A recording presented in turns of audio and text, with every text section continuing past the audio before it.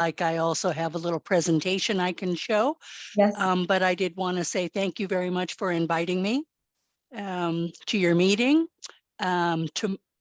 Saturday is March 11th, and that's actually National 311 Day.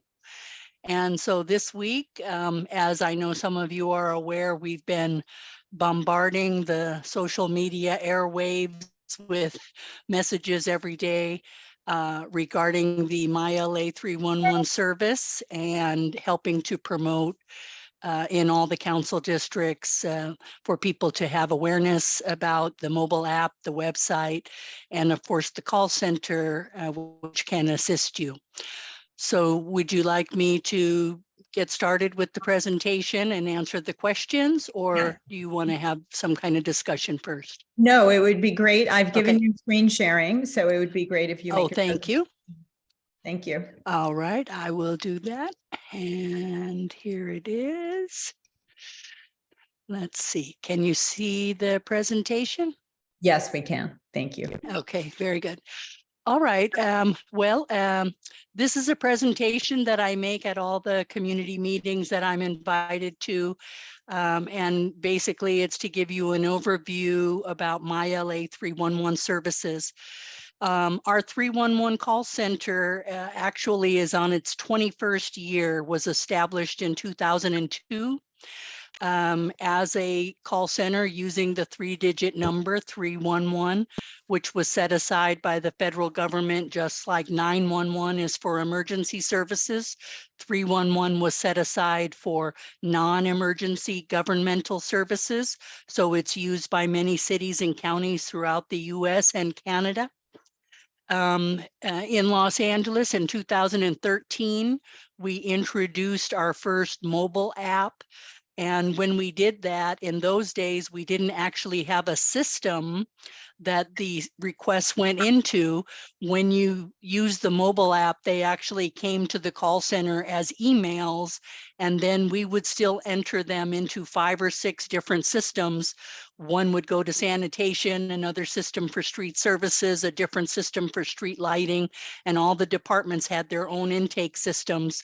And so it was transparent to the public that you thought it was a mobile app, but really it was just sending us emails and we would divvy them out to the different departments. Finally, in 2015, we did get a CRM application, which stands for Customer Relationship Management.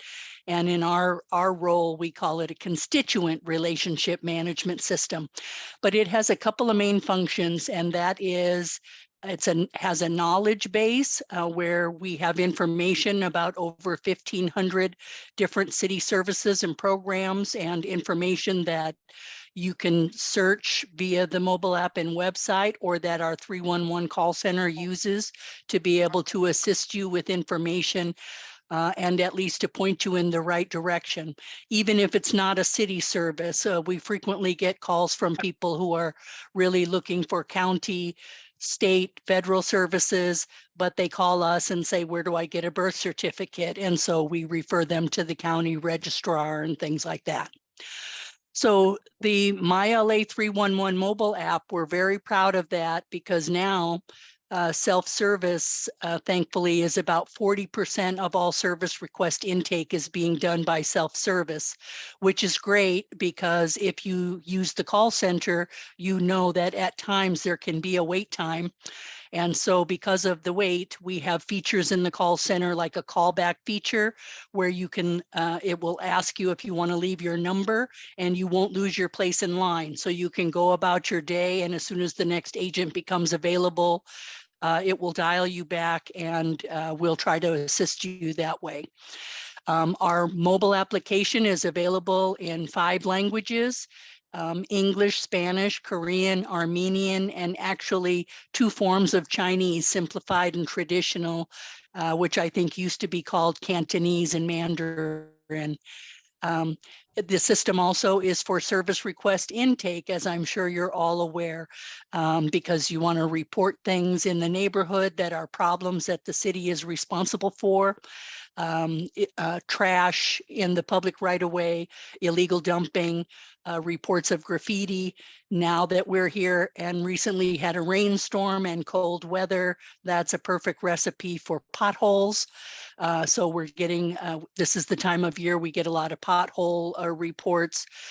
Street lighting, I'm sure you're aware, has been in the news lately because wire theft is a major problem in the Los Angeles area. And when they steal the wiring, then the whole block, multiple streetlights will be out all at once.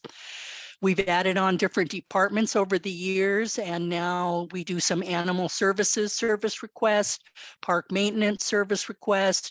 Of course, we can assist if you want to report homeless encampments. If you're looking for services for homeless people, we'll typically refer you to 211, which is another one of those numbers that the government has set aside. And in this case, it's for social services. So there's a lot of ways that 311 and the MyLA 311 can assist you with requesting services from the city. And basically what I'm just showing here is the information how to reach us. We're even on social media, on Twitter and Instagram. You can also email us at 311@lacity.org. The call center is not 24 hours a day, but if you do call us after hours, you'll get a series of greetings that offer you various emergency services. There are some departments that are staffed 24 hours a day, including sanitation, LAPD, and DWP, Department of Water and Power, for outages and things of that nature. Or you can leave us a voicemail and we'll return it on our next business day. The services that we provide primarily are services provided by Public Works, but as I mentioned, also Recreation and Parks, Office of Community Beautification is who handles graffiti. Streets LA does the roadways, sidewalk repairs, potholes, city trees. The last week when we had the most recent storm, we took in over 3,000 requests for downed trees or large broken limbs in a 3-day period. So that was, a huge amount of requests. I can tell you that the call center, we handled 1,000 of those requests, but more than 2,000 were reported by self-service. People with their cell phones, cameras, and whatnot using our app to take pictures and report the problems that way. We do have some services in there for the Department of Transportation, and more are coming soon. We're getting ready to add several new service request types for DOT. And so things like problems with traffic signals and signs and illegal parking and things like that will soon be able to be reported through the app. Here's some sample screens from the mobile app. If you're not familiar, our mobile app is available iPhone and Android. It's free from the app stores just by looking for MyLA 311. As I mentioned, it allows you to create service requests. If you will register yourself by providing your email and a little bit of information about yourself, the system will then attach your name and your email to every request that you submit. And then when you view My Service Request, you'll be able to see the history of service requests you've previously reported. One of the tricks of the system is if you provide an email, whether you call or do it via self-service, you'll be able to get a notification with the ticket number when the request opens. And when the ticket gets closed, you should get another email from the department letting you know what they did. And in some cases, that they weren't able to resolve it. I know one of the complaints that we commonly get is my ticket closed and I don't understand why the email doesn't provide any comments. And there's a variety of reasons for that. Some of them are human error by the departments who are closing the tickets. But there's also some work to do on the current system and some enhancements we need to make it easier. Because some issues that get reported to us actually need to be referred to other departments or other agencies. As an example, dumping on ramps and off ramps has to go to Caltrans. So if they get reported to the city closes or cancels them, and they have to get reported to Caltrans. And in some cases, the city department will do that. And in other cases, they put in a comment that says, please call Caltrans. And so if you haven't heard back, give us a call at 311. We can frequently look up the service request and give you additional details on why it closed. On the far right-hand panel, you can see that there's some other features that you have. The city info is a way to see a map of services that are around you. And I'll be showing that screen in just a second. The city service directory is that knowledge base of 1,500 different services. If you click on that, you can type in a search for something like permit or senior center or swimming pools, and it will pop up articles and information about that. If it was Christmas time and you want to know how to dispose of the Christmas tree, if you typed in Christmas tree, an article would pop up and tell you how to place your, cut up the tree and place it next to the curb. Here's some of the other screens that I mentioned. If you're submitting a service request, we just need a location, and the system will take addresses, city addresses, or intersections. And it'll even take some intersections that are things like, let's say, I don't know, Alameda and the 101. So it recognizes some of the freeways, things like that as well. But like I said, in some cases, you'll report it to the city, but it really has to go to another agency. And if you call 311, we'll frequently report it to the other agency for you, or we'll give you the number or a web page to help you get to the right agency. Details is where you can enter comments or description. One of the questions that was posed by your community group for Pacific Palisades was that sometimes you want to report things that don't have a specific address.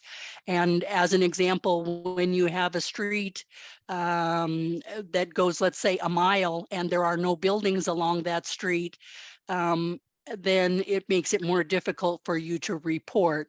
And in that case, you should report the nearest intersection, and then in the comments, say something like it's south on, Santa Monica Boulevard, about half a mile, next to the high school baseball field that can be seen from the road. And it's a pile of logs on the sidewalk stacked up, that's illegal dumping. So as much detail or information you can give us about the actual location will help the crew find it, even though the map limits you to addresses and intersections. You can, you see that pin that shows up there, it tells you can drag and drop that pin. So you can actually grab the little red pin and kind of push it over someplace, and that will change the lat long and help the crew, but still sometimes they can't find it without some specific landmarks or things like that that you can provide in your comments. So we recommend that if your tickets are being closed and not getting done, another good reason could be that they're having trouble finding it. So as much detail as you can provide is great. One example I like to give is if there's a couch in the alley behind your home, you can't just give your address and say there's a couch. You have to say there's a couch at this address, but it's in the alley behind the address. Otherwise, the crew will be driving, 35 miles an hour down the street. And if they don't see the couch, they're going to keep on going. So that's just, one of the tricks that you kind of need to know to be able to get the system to work the way you want it to work. These two pictures on the left here, these are the city info pages where if you've got your location services turned on your phone and you select this, it will tell you city features that are nearby, such as parking lots, fire stations, police stations, libraries, parks, swimming pools. And if you click on one of those assets, it will pop up and give you additional information, such as here is El Pueblo de Los Angeles, which is Alvera Street. And it might give their website, a phone number, their business hours, things like that to assist you. On the far right, that's the city services directory. And once again, those are the knowledge base articles that you can use to understand city services and to, get you started with what you need to do in order to get those services. The one in the middle, we also show some of our major social media feeds in the city news section of the app. Hold on just one second. I have to cough here. Where can I mute my, excuse me, I'm sorry about that. No problem. I can mute you, Donna. Do you want me to? Oh, thank you. Just for a second, would you? Sure. No, I'm having trouble.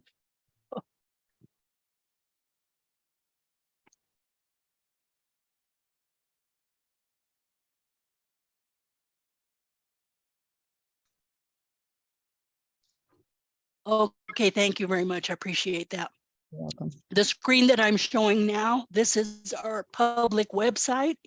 On the public website, you can submit service requests, and the most popular requests are showing there as quick tickets, things like bulky items, graffiti removal. Service not complete is actually if they didn't pick up your trash today, then you could report that as a service not complete so that they can send the truck back to get the can. The view all city services, the blue button, that's to look at the service knowledge base, and the search bar at the top will do the same. It'll search the knowledge base for information. On the upper right, you see Ask Chip, the little robot. That's a chat bot that you can actually type in full sentences. I want to find out when is my trash day. I need to know who's my city council person. Things like that will either pop up relevant articles from the knowledge base or canned responses that we've created to help you with commonly asked questions. Excuse me, one more. I'm just getting over a cold myself. Here's some example of the knowledge base articles. When you're looking at the articles, this is a summary format. If you click the little button that says view details, you'll get additional information, including web pages, hours of operation, and telephone numbers to reach some of the different city departments. So it's very helpful information. The key things when you're using MyLA 311 services, like I said, if you provide us an email address, you can get emails back about the status of your service request. Also, be aware that not every service request can be completed in a few days. Typically, things like graffiti and potholes can be repaired within a few days. However, street lights, as an example, currently are taking 2 to 3 weeks to get a single street light repaired. And if it's a wire theft issue with multiple street lights out, it can take actually a few months to get it repaired because of the amount of those types of requests that the city's currently dealing with. Sidewalks, that's another one that's the city has limited funding for, and the city sidewalks, there's quite a few in bad shape. And so some of those are being prioritized on a list, and actually the wait list is something like 7 years to get a repair on a sidewalk. So those are some of the challenges that our new mayor and council members face to figure out, what to do with the funding they have and to prioritize so that they're working on the most important issues that the residents of Los Angeles want them to work on. As I mentioned, if a problem isn't resolved in a reasonable time, consider calling us at the 311 call center. We're open 7 days a week, and in the evening until 7 p.m. So it tends to be less busy, like between 6 and 7 in the evening, and definitely on Sundays is pretty light. So feel free to call then, and then you typically won't have to wait in the queue and be able to get served more quickly. The importance of the location, as I mentioned, if it's something that's difficult to find, as much detail as you can provide about the location will be the key to helping the crew be able to find it and resolve it for you. And then this is the last page that just gives you some of the details of on our 311 webpage. There's a how-to video that shows a little bit more about how to use the mobile app. I showed you the website. Of course, one of the key things, and I think in your area, your neighborhood council is doing a great job promoting the city services and getting people to use the app and to report problems. If you care about your community, you are the eyes and ears for the city. So we depend on you that if you see problems that you report them to us so that we're aware. Even though city crews are working throughout the city all the time, they're not everywhere and they don't see all the problems. So we really do depend on constituents to report those issues. I know one of the things that came up in the, let's see, that actually completes the presentation. So I'll just come back where you could see me and mention that somebody mentioned a question about what do we do if the problem is in a park or on a trail? And that is a little bit trickier because the city doesn't maintain all the parks. So there are some, county parks, some state parks, and they have to be referred to the appropriate agency in order to get something done.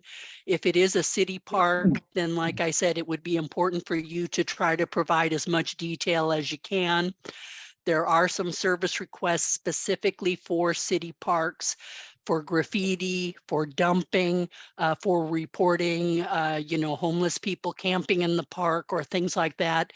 You can do that and they'll get referred to rangers if they need to help out. But providing a good description of the location, it's along so-and-so trail, about a quarter of a mile, or use landmarks and whatever things you can to help identify the location. And it's always a good idea to provide at least your first name and maybe even a telephone number, because frequently the crew might reach out and try to call you if they're having difficulty, and then they can get more information from you that way. Let me think if there were some other questions that you asked. Somebody asked about, is it better if we send in like 100 tickets for the same thing? Will that make it become a priority over somebody who just reports an issue one time? Let me stop my video if I'm breaking up. So the system has a tool for looking for duplicate service requests. So if you report graffiti at the corner of here and there, and somebody else comes along the very next day to report graffiti at here and there, the system will say, oh, I already have an open graffiti call at that same intersection. And it typically is looking for like a 100 feet distance. So if one person reports it as being at the corner and another person gives us an address, a specific address, but it's for a building that is at the corner, the system will bring them up as if it was the same request, and it will ask us, could this be the same graffiti that somebody else already reported? And if that's the case, you'll get the option to subscribe to the other service request where you can just add your email and you'll get the notification too, but you won't have to submit a new request. because duplicate requests can be actually a problem for the city in that accidentally, if the supervisor doesn't realize it, he could end up sending 2 trucks out there, one who had the ticket that showed the intersection and the other one who had the ticket that had the exact address. And so we want to avoid that, and that's why the duplicate check pops up. But if you report 100 tickets reporting the same thing, it doesn't get any additional priority than if you report it just once. It's really based on the situation. If you report a pothole and the ticket just says pothole, at so-and-so address, then that's a pothole. But if the comments say an extremely deep pothole with water in the bottom and it has damaged some car tires, that will get higher priority just because of the description that you included that shows it's a hazard for drivers, and therefore the inspector will tend to prioritize that based on the situation, not how many tickets they get. Okay, well, Donna, I have to Yeah. thank you for this wonderful presentation. Thank you so much. I actually think you did answer all the questions that were posed to you by the community when I reached out and asked. So I Great. appreciate that. I have it up on my screen. I can share screen, but I think I'll just include it in my meeting recap so everyone can see your written responses too. I Okay. think I'm pretty sure there's a question, but Sure. I was going to ask you something just about this priority that you were talking about. It's good to know that the comments are read. So that's how you flag something that's a priority, by putting detail in the comments, Right. which I wouldn't have known. But my second question for you is, if there's an issue that we think is a priority and it impacts another city or state agency, do they have a quicker way of getting to you? Like, for example, there was a huge pothole in the front of the post office for a few days. It got called in by several people. I know you guys have already responded and you've filled it, but had the congressman's office called you and said, we have a post office in Pacific Palisades and it has a huge pothole in front of it, do they have a quicker way of getting through to the city? No. And in fact, it's funny because even in the city charter, it states somewhere there that even our city council members aren't supposed to get priority treatment when they are requesting services on behalf of their constituents than anybody else. Okay. In other words, we're not to prioritize based on political reasons and things like that. But really it should be based on the urgency of the situation. So if it's life-threatening and causing that kind of a hazard where it's hazardous to life or property, that will be a higher priority than a routine problem that can wait. So that's the way the rules are kind of written. But we all know that somehow the squeaky wheel gets the grease. And if you know the right people, the calls will come from other directions to those departments, and sometimes I suppose they do prioritize if they feel that kind of pressure. Okay. It comes up also at Potrero Canyon. Sometimes there's graffiti, and I know your response time for graffiti is pretty quick, but we do resort to our park director who puts in the request, and we think the reaction comes pretty quickly. It might just be a matter of course, but that's good to know. Daphne, I'm going to you have your hand up, and then I want everybody to be mindful of time. Daphne Gronick. Okay. Thank you.